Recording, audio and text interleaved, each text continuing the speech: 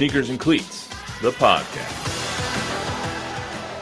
Welcome back to the Sneakers and Cleats podcast. It is Thursday, March 14th. This is episode 84. Obviously, Chuck and Dawn have the day off. This room is still very cold, but got a little hotter by and a little taller when it comes to hair.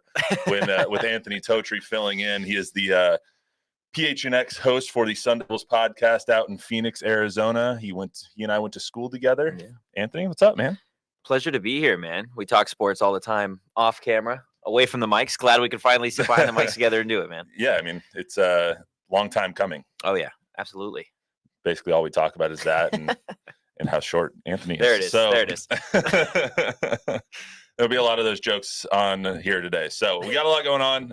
Anthony, very nice to join us today, giving Don and Chuck a little bit of a break. But we got a lot of NFL free agency to get to. We're not going to talk about Anthony being a Charger fan because that's just sad for everybody. It is. We also going to talk a lot of name, image, and likeness going on since Nick Saban wanted to go off with some senators at a roundtable in Capitol Hill this week. Because you're in it pretty much every single day with the Sun Devils. Absolutely. And we deal with it here with UTSA as well. So talk about that a little bit. But in case you don't know, we start the podcast every day with what the number episode reminds us of in terms of sports. Okay. So 84, instantly, I think of Randy Moss. I mean, all-time great. One of top 3 wide receivers of all time?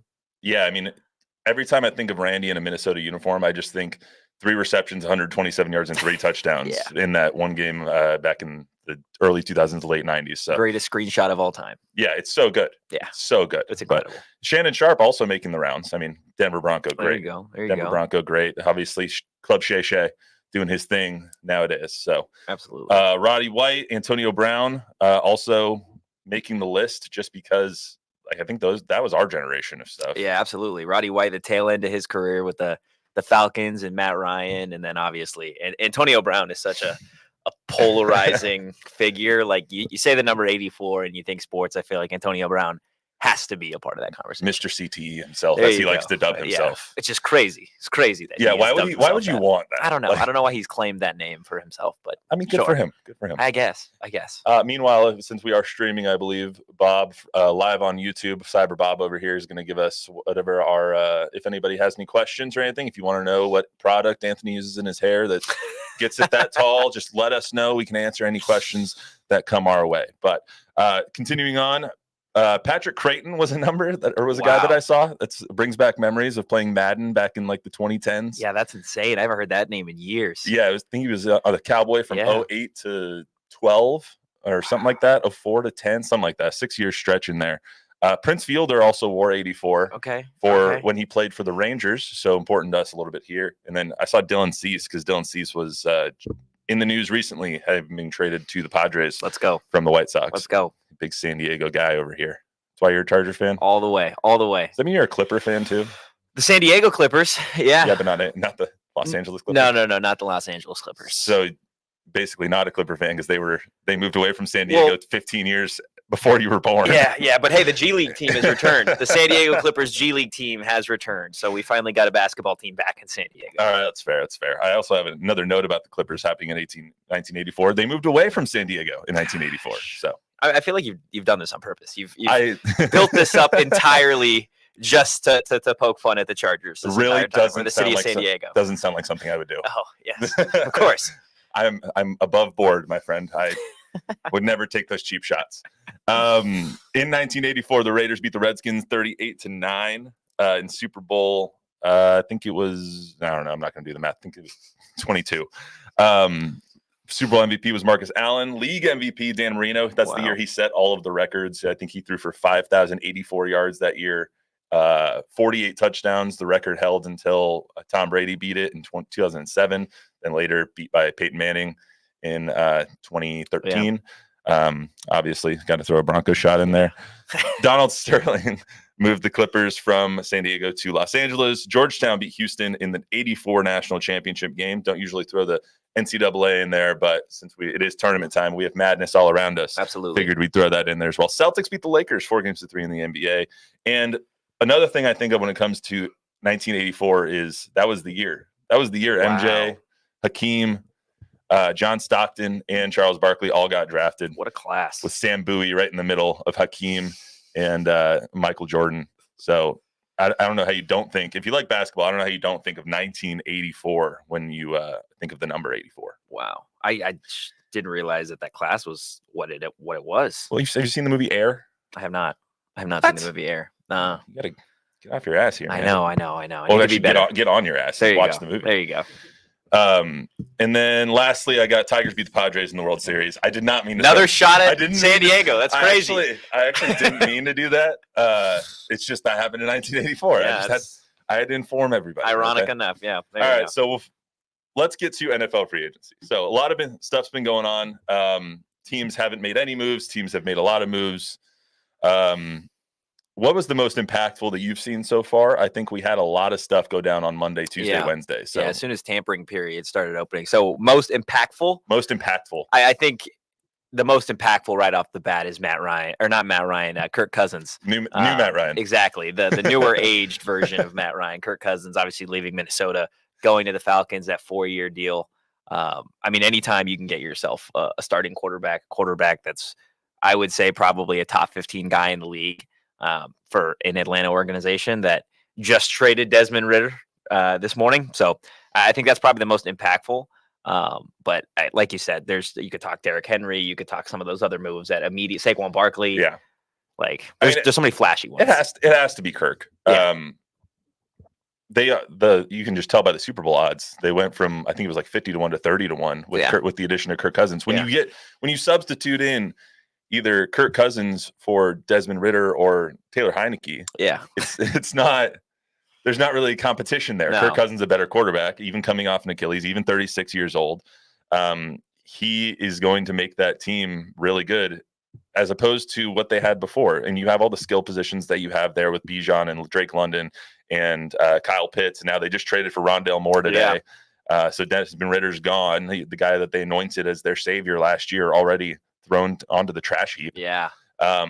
You just have so much there that if anyone can get the most out of them, Kirk can get them the ball, and that's really all they need. Yeah. No, and I mean, look, you always expected Atlanta was probably going to make a move, whether that be in the draft, whether that be in free agency. Knew they wanted to pursue a guy like Kirk who had the track record of a guy that can be successful in this league. And look, anytime you get a new head coach, a new offensive coordinator, these guys usually want to associate themselves with a brand new quarterback. And that's exactly what you've got with Raheem Morris, the former Rams defensive coordinator. No more Arthur Smith in there. Yeah, absolutely. Atlanta fans couldn't wait to get him out of town. So sadly, I think one of the most impactful moves, maybe top 3, is going to revolve another quarterback, and it's Russ. Yeah. I think Russ going to the Steelers is highly underrated. They're paying him $1.2 million. He's a low-risk, high-reward starter that can be better than Kenny Pickett, and Mason Rudolph, who's now in the Titans, who basically got them to 9-8 last year without a quarterback. Kenny Pickett has been horrible. Yeah. Not only has Kenny Pickett not been a great quarterback, but a move that you bring in a guy like Russ, who you obviously know what he means to the game. You know what the game means to him. I think he fits with Mike Tomlin and everything that he's done over several years, obviously, with the Pittsburgh Steelers. But I think a part of this move that people aren't necessarily talking about, everybody wants to talk about the money and what kind of went down with Denver and the team-friendly deal he took with Pittsburgh. We don't have to talk about that. But it's going to, in my mind, you are going to learn a lot more about Kenny Pickett over the next handful of months, right? Yeah, whether he is that guy or not.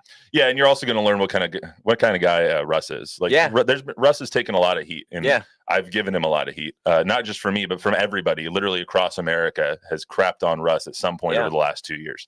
And so now him, Sierra, they're going to have to take a little humble pie and go into a city that does not take crap. Absolutely. In Pittsburgh. They're winners. Yeah, they're winners, and they're going to let you know if they don't like you. They booed half their team off the field half of the games this season. Yeah. They pretty much solely got Matt Canada fired this year because their offense was that bad. Mike Tomlin doesn't like making moves in the middle of the season, but it had to be done because that's what the fans wanted and that's what needed to happen. So they'll let you know more than Broncos fans will, and Broncos fans will love you until we don't love you anymore. Yeah. But Steelers fans come in not loving you. You have to make them love you. Absolutely. So that's the best part, though, about sports and those types of franchises and those fan bases. Like, you got that. You got Philly. You've got New York. Like, there are just a handful of fan bases around the nation where you have to earn their respect versus, like you said, with Denver and some of the other cities where it's just like, you're on our team, you're our guy now. Yeah. I mean, one thing that's surprised a lot of people this offseason or this free agency period so far is the lack of moves by certain teams. Yeah. One of them being the Dallas Cowboys, There you go. who has lost a lot of guys to their former defensive coordinator, Dan Quinn, and have not really signed anybody. They signed Eric Kendricks to fill in for Leighton Vander Esch. Leighton Vander Esch expected now to retire because of his neck injuries, which really sucks for the Cowboys and sucks for him. I mean, he was a really good player coming out of Boise State, but his career is going to end a little bit too soon. But you look at this and you're just like, do something. Yeah. Like, fans are looking at the Cowboys like, can you just do something? Yeah. I think the issue and it's getting kind of, I don't want to say blown out of proportion, but because so many people, we just talked about it, right? The fan base in and of itself, Dallas, they love you, they hate you. Like, you have to earn that kind of respect in Dallas. But you look at all the other teams in that division. What have they done? Washington has added several pieces. They've got themselves a new coach. I know the Giants obviously lost Saquon, but on the defensive side of the ball, they vastly improved with Brian Burns and a couple of the other moves. And then you look at Philly, and they stole Saquon Barkley right under the Giants' noses. So everybody has seemingly got better. So I think that's why the whole issue with Dallas not necessarily doing anything is kind of getting the headlines that it is. It's definitely the impetus to all the frustration. Yeah, absolutely. Like, you look at all the teams, you just said it, you look at all the teams in the division, they're all doing something to try and get better. And then you look at the Cowboys and Stephen Jones, the owner's son, the GM, the head of football operations in Dallas, he comes out today and he's like, we're working on our deal, but you see our cap space. This is why we can't make these moves. And then I think that's not an excuse. It's not, because you can restructure this stuff and you can get your deals done if you want. They've said for a long time that, like, Dak's contract will not hinder us from making moves. Well, prove it. Yeah, it's showing that it kind of is. Yeah. And not that Dallas always comes out and makes a splash in free agency, because they hardly ever do. But you're not even keeping the guys that you do have. So you're kind of, I don't know if you're trying to trim the fat or if it's a change in philosophy with a new defensive coordinator and Mike Zimmer and with all their coaches on 1-year deals. But you have to think, like, is it free agents not wanting to come here that they've offered? Are they lowballing a lot of people?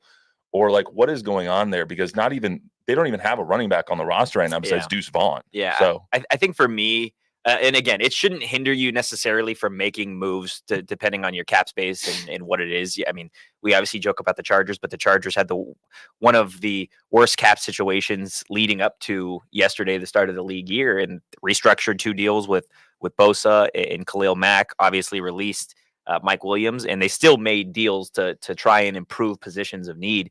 I think for Dallas, the only, I guess, excuse that you could make, or the only reasoning behind it, is, in a few years, they're going to have to pay some people. CeeDee Lamb is going to get himself a contract. Michael Parsons is going to get himself a contract.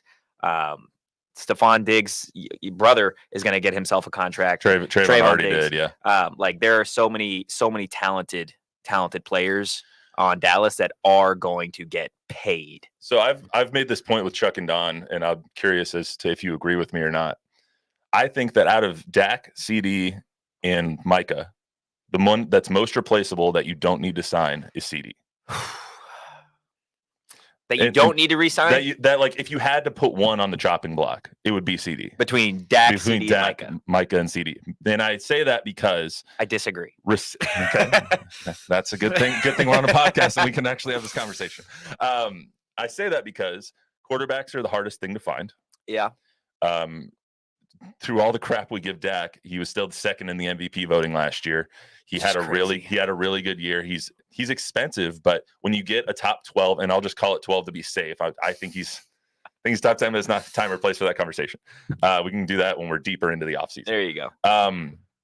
I think that Dak is a top 12 quarterback, and it's harder to find than it is a top receiver. You look at the draft this year, and you see Romeo Dunze, you see Marvin Harrison Jr., you see Malik Neighbors, you see all those guys that you can get in the draft. Even later on in the draft, there's guys in the 2nd, 3rd, 4th round that you can get and replace CeeDee Lamb. I'm not saying they're going to be as good as CeeDee Lamb, because we saw how trying to replace a receiver worked with the Titans last year, or 2 years ago, drafting Treylon Burks and trading away AJ Brown. But CD is easier to replace than Dak. And as far as Amber Alert going off, sorry. There you go. Yeah, everyone got it. And as far as Micah goes, it's even harder to find a good pass rusher. No, yeah. I mean, look, I agree with you. For me, I would actually put Dak Prescott at the bottom of that list. Really? I would much rather sign CeeDee Lamb and Micah Parsons than Dak. But I know what Dak did this past season, but I don't think he's good enough to take Dallas to a Super Bowl, let alone win one. And again, for me, you just look at all of the Super Bowl winners over the last 5 seasons. How many quarterbacks are there? We're talking about Patrick Mahomes. We're talking about Matt Stafford, Tom Brady, and Tom Brady. That's it, right? That's all we're talking. Yeah, 3 Hall of Famers easily. Dak Prescott, in my mind, is not a Hall of Fame quarterback, and at this point in the NFL, with the way that the offense is run, with the offensive minds that you have at head coach and offensive coordinator, it takes a Hall of Fame level quarterback to win a Super Bowl. And right now, Dak Prescott is not a Hall of Fame level quarterback. Yeah, but you see that you can do it without receivers. If you look at the Chiefs. You can, but again, Dak Prescott is not Pat Mahomes. That's fair. So, and I think realistically, as much as I wish he was. There's realistically I would say probably 5 quarterbacks in the league that you could point to right now where I would be like, this is a guy that can go win a Super Bowl right now. And Joe Burrow is one of those guys. Jarrett Stidham. Absolutely. Stidham is one of those guys. Pat Mahomes, and realistically, again, don't say Justin Herbert. I think he's got the talent. I don't think he's got the weapons around him to do it. I think realistically, again, there's not a whole lot of guys that you can be like, this is a Super Bowl winning quarterback, and Dak Prescott is not a Super Bowl winning quarterback. He's not even a playoff winning quarterback. But what do you do? That's the thing. That's the thing with the Cowboys. And I know I'm in it every day. You're not, obviously, because you're doing it in Phoenix and stuff. So you deal more with the Cardinals and whatnot. But yeah, still, it's like, you don't have any other options.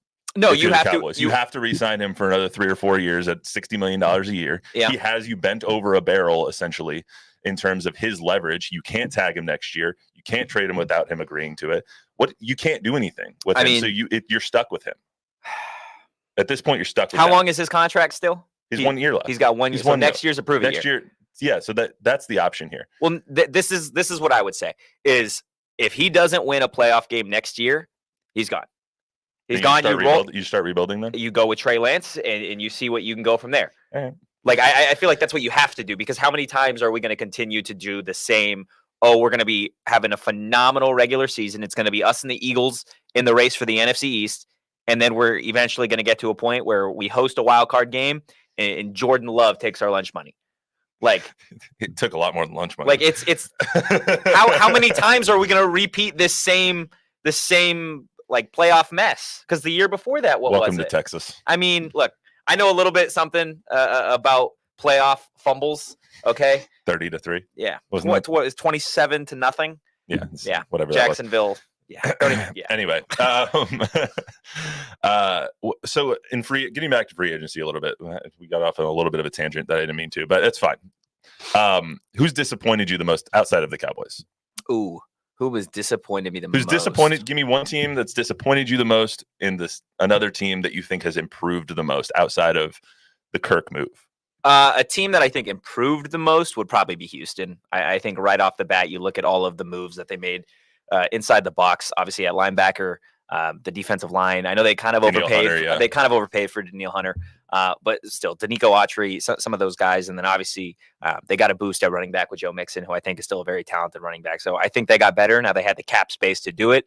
A team that had cap space, and I think for me has gotten so much worse, like absolutely disappointed me, has been the Tennessee Titans. It's the moves that they've made have really baffled me, all the way from Kenneth Murray at linebacker to Tony Pollard. Like, some of the moves, along with allowing a lot of their offensive line to bounce, has just been a giant head scratcher. That's interesting, because they're one of the teams that's been the most active in free agency. They signed Lloyd Cushenberry at center. They signed Calvin Ridley, at receiver. It just didn't. Can we real quick? Can we talk about that? Because that doesn't make any sense.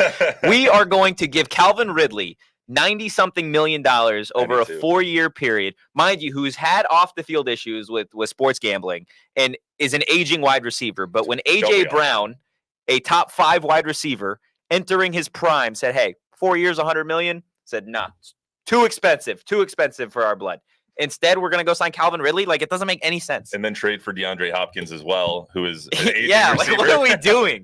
Doesn't make any sense what Tennessee is doing. I mean, I don't get what they're doing. I think someone who has improved the most might be the Ravens. I mean, yeah. You add Derrick Henry to that team. How do you stop them?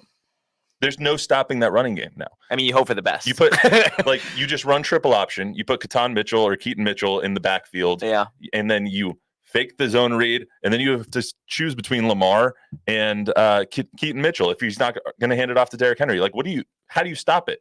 Or you have Zay Flowers running the go. Yeah, it's just speed on speed on speed, and then you just got the thunder right behind you in Derrick Henry. So I just don't understand. I mean, it was entering, or I guess closing out last season, and for several years, Baltimore has been the best running team in the league, right? It's testament to what John Harbaugh loves to do. And they'll continue to be. Yeah, and absolutely. They've only gotten better. I know it was only a 2-year deal, but if you're John Harbaugh, if you're Ravens fans, you're like, okay, this next season, it really is Super Bowl or bust for us because Derrick Henry's getting older. You're spending money on running backs. Zay Flowers, he's going to be up for a contract here a couple seasons. This team is Super Bowl or bust, and they have to get over the hump with the Kansas City Chiefs. As far as the Texans go, I think that you're right on the money. Yeah. The Texans might be the team that surprises us the most in the next 5 years. Yeah. I think they might own the AFC South for the next 5 years. And I think next year they have the potential to be a top 3 seed in the NFL or in the AFC. I mean, they are so fundamentally strong and good. Their offensive line is good with Tunsil and Titus up front. They're America's team. I'm sorry. I don't want to say it to all the Cowboys fans out there, but realistically, people love D'Amico Ryans. They do. They love CJ Stroud. They do. They loved what they did in the playoffs. Like, it's a team that everybody kind of wants to see win. Yeah, you signed Joe Mixon now. You have such young weapons in the home ground guy with Tank Dell and Nico Collins, and you have all of these weapons, and then your defense, all they need is a couple of pieces. You signed Danielle Hunter to go opposite Will Anderson. Like, you have all of these pieces. I think the AFC South is the Texans for the taking. Yeah, absolutely. And it's funny because it hasn't been theirs for the taking in a while now.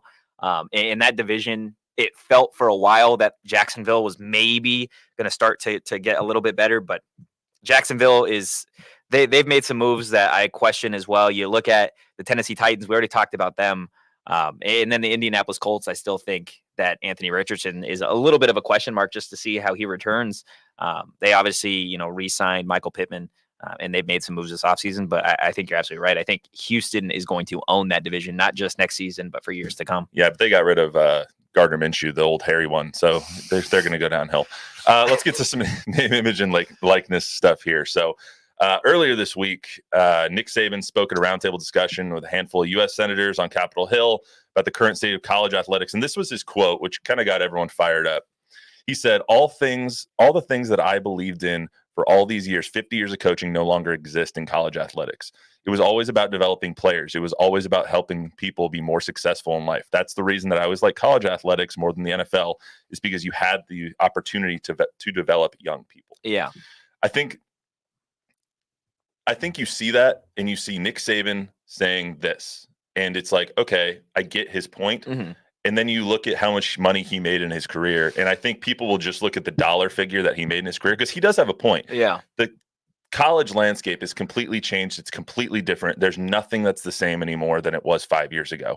And as someone who sees this on a daily occurrence with ASU, what do you think of what he said? It's funny because the day he said this, we actually talked about it on our podcast. And I know there's a lot of people that just didn't like the take at all. Like you said, they're kind of pointing to the dollar amount that Nick Saban made throughout his career, but I would say he's not wrong in a certain way. Again, there is truth to what he's saying in terms of a lot of it has to do with money, and not necessarily like disagreeing in terms of saying that players should get paid. I'm all for NIL. I'm all for players getting a piece of the pie. But in terms of development, it really is for some of these kids, again, just from speaking with them and speaking to coaches and understanding what these guys have to do, it really is college football free agency, college basketball free agency. And there isn't a desire to go out there and be a developed player, right? So I think that's what he's saying in terms of Alabama and Georgia. You look at the way that they've done it for so long. It was, we're going to go get blue chip 4-star, 5-star kids. They're going to sit, unless they are wickedly talented, they're going to sit on the bench for 2-3 seasons. When they're a junior and a senior, they've been in the system now for 2-3 years. They've developed, they understand what they're doing. And then that's why Alabama, Georgia, for years on end, you always see when we get to the NFL draft, how many first round, second round picks come out of Alabama and Georgia. It's because they've been groomed and developed to go out there and be stars. They understand the game, as opposed to, hey, this guy over here, he's offering me $300,000, but this school here, they're offering me $700,000, so I'm going to go there regardless because I can play immediately and I'm getting paid. I think that people used to like college football so much more because it meant more to the kids. Yeah. And because young men were there becoming young men. Like they were there to get an education, they were there to play football, and they were there to develop as people first. Yeah. And now it's the first question that a lot of these coaches will say that they get asked by recruits is, how much are you going to pay me?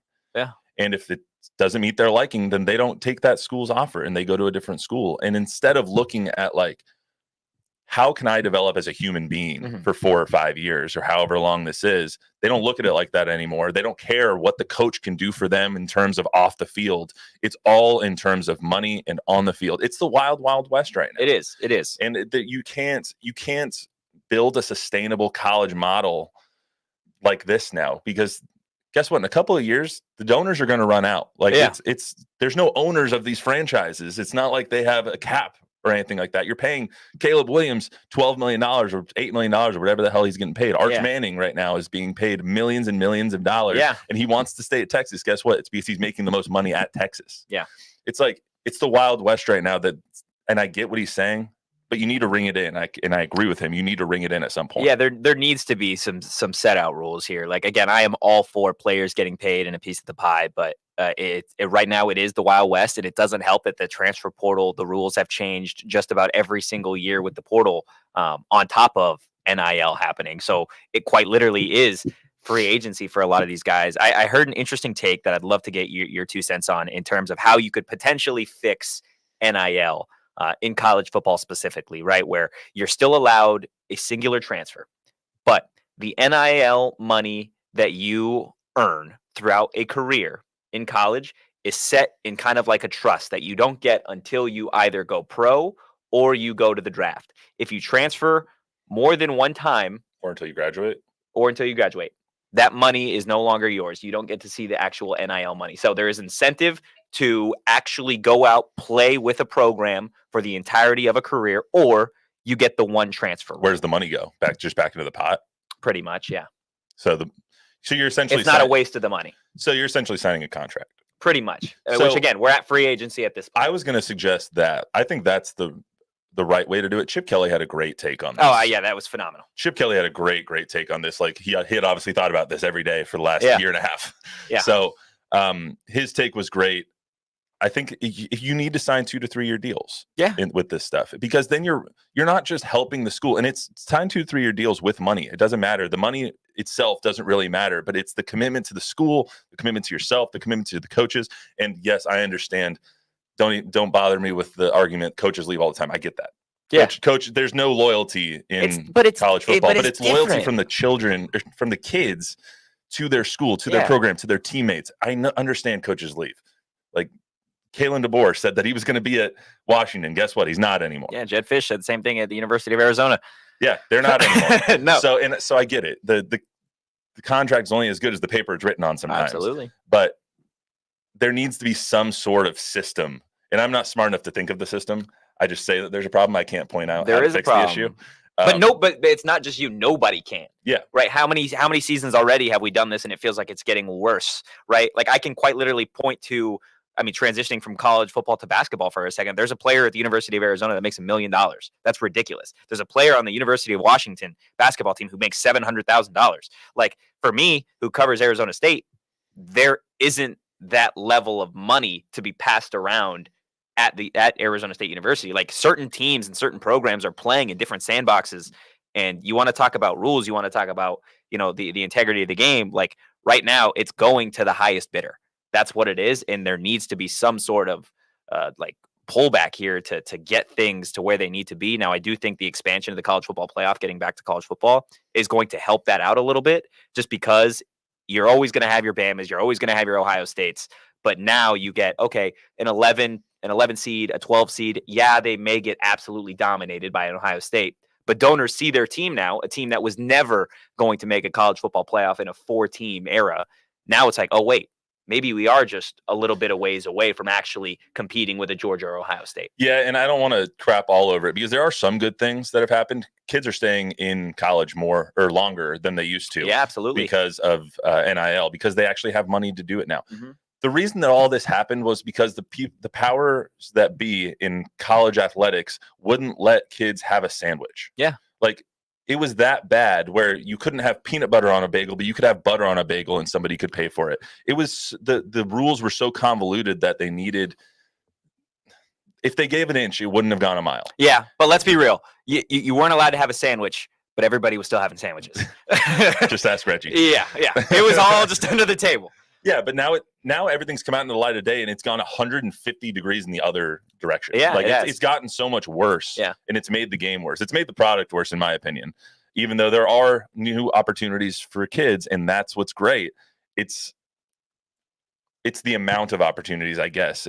Seeing is that you don't have to see out your commitment. Yeah, you don't have to see through a commitment. It's weird, dude. These kids have NIL agents. We have kids at Arizona State that, and I mean, right, you're supposed to go through public relations, set up interviews, that type of stuff. And I've had NIL agents reach out and be like, hey, can we get this person on the podcast, blah, blah, blah, blah, blah. And we get them on the podcast, and I get an email from somebody in public relations being like, hey, you know the rules, you know this. I'm like, we didn't go seek this out. Yeah. Like, this is a whole nother position now that exists that makes our life a little bit different, makes public relations life a little bit more different, makes the kids' life, the parents' life, it makes everybody's life a little bit more challenging and unique. Yeah, and what also sucks about this is you're going to see coaches like Nick Saban go out, the Jay Wright. Yeah. He left Villanova at the peak of his power at Villanova because of this. Like, you're going to see coaches, probably Tom Izzo's of the world, are going to be retiring. Mike Krzyzewski has never said this, but I will go to my deathbed saying that the reason he left college basketball when he did is because of this. Yeah. You're getting these older coaches who may have abused the system at one point, getting the kids and maybe hoarding blue chip prospects that are now like, I don't want to do this anymore because it's not the game that I used to know and love. Not just that, but something that we talk about just about daily on our podcast, right? Obviously, Arizona State, one of the youngest coaches in college football with Kenny Dillingham, is Kenny Dillingham, the energy, the passion, the understanding of the social media aspect, the business side of things. And the fact of the matter is, a college football coach right now, I would argue, is probably the toughest job to have in college sports, simply because you are not just a coach. You are a teacher, you're a recruiter, you are an agent, you're a GM. Like, at the end of the season, you got a list of your best players, and you got the money over here that you're allowed to spend in your collective, and boom, boom, boom, boom, boom. We got to find a way to make it work. If you're low enough on that list, you're going to be hitting the portal. Like, you have to retain kids. You're texting kids. Like, it is a year-round job to be a college football coach. You're consistently recruiting now. Recruiting never stops, and you never had to keep recruiting your own kids. Yeah, you got to retain these kids. Now you have to recruit your own kids, even when you already have them. Yeah. Coach Traylor here at UTSA says that every single time we talk to him, it's like, what were you doing yesterday? I was talking to my players about who wants to leave and who wants to stay. Yeah. He's trying to retain everybody, because you can't even have a consistent program if all of your players leave and you have to turn over the program every year and a half. Yeah, you're never going to have success. Exactly. And so the coaches that do have sustained success right now, like, hats off to them, because it's amazing that kind of feat. Mm-hmm. So that's our NIL discussion. I realize now that I never really introduced Anthony at the beginning of this. I just said that this is Anthony Totri. So I might as well just say now how we know each other. We went to ASU together, and I hated him at first. We did, yeah. Yeah, I wasn't your biggest fan either. Yeah. Pretty sure it's because I'm a foot taller than him. But yeah, no, that has nothing to do with it. Yeah, it's all right. But here we are. Good friends now. He was the officiant in Jordan and I's wedding. Had a great speech. Yeah. Thank you. Got out of the way for the kiss because everyone was pulling in different directions. I know. I was told pre-wedding that was a must, right? You could fumble the words, you could forget everything, whatever. Just make sure you get out of the way before the kiss. And I took the biggest slide to the left that I've ever taken in my entire life. So the real electric slide there. Yeah, absolutely. Dude, one thing I do remember from that wedding is just absolutely, like, I'm reading the speech, whatever, and like, I'm like, okay, Matt, say this, Jordan, say this. And I remember for you, I chose like such a big sentence for you to have to repeat, and then everybody started laughing, and you're like, can you say that one more time? Yeah. I was like, yeah, Matt, I got you. I'll slow it down. My memory's already not good. Like, my memory already sucks, and you're just like, here, Give me the Bible. Matt, just say I do, okay? Yeah, you needed to make this as simple as possible for me. I know. Jordan's a lot smarter than me already. We know that. Her memory's better. She got through hers, man. Well, she's really smart for marrying me. Watch out, boys and girls. But yeah, so Anthony and I know each other there. He's in town for a Drake concert. Yeah. You excited to go to that I'm tonight? looking forward to it tonight. Yeah, I got my little brother in town first. This was his like Christmas gift. All right. Was to go to Drake tonight. So we'll see. Obviously, we'll have a blast, and then we'll get to come home to Matt Roy and Jordan Roy. So I mean, what better can you ask? I mean, nothing. Literally nothing. And Dexter. Oh my gosh, I love Dexter dog. Roy. Dog's incredible. And Nick is the MVP of this whole trip. So Nick is the MVP. All right. So sports betting's legal in Arizona. So they placed a parlay, him and Nick, his brother, before they left. It hit last night. Chef Nicholas is what we call him. He cooked that thing. He was cooking a parlay last night, and it was. Sweaty. I mean, yeah, I felt like I was in the sauna for hours in that one between the Bulls. The Trailblazers, oh my goodness, the Blazers took us. All sorts of emotions I was feeling, but yeah, no, it was. Hats off to the chef, man. He did a phenomenal job. The chef, it's phenomenal. If any Texas legislators are listening to this, maybe legalize sports gambling. That'd be great. That's all we got for you today on the Sneakers Cleats podcast. Anthony, thank you for joining us. Absolutely, man. Appreciate Pleasure, it, dude. as always. Next time we'll get you a phone book or something. There we go. A booster seat. I prefer booster seat. Time, yeah. Remember to download, rate, review, subscribe, give us a 5-star rating, tell a friend, tell an enemy, maybe tell a friend or tell an enemy that'll turn into a friend. There you go. Like there you go. So we'll see you right back here on Monday with me, Chuck, and Don. Till then, everyone have a good weekend.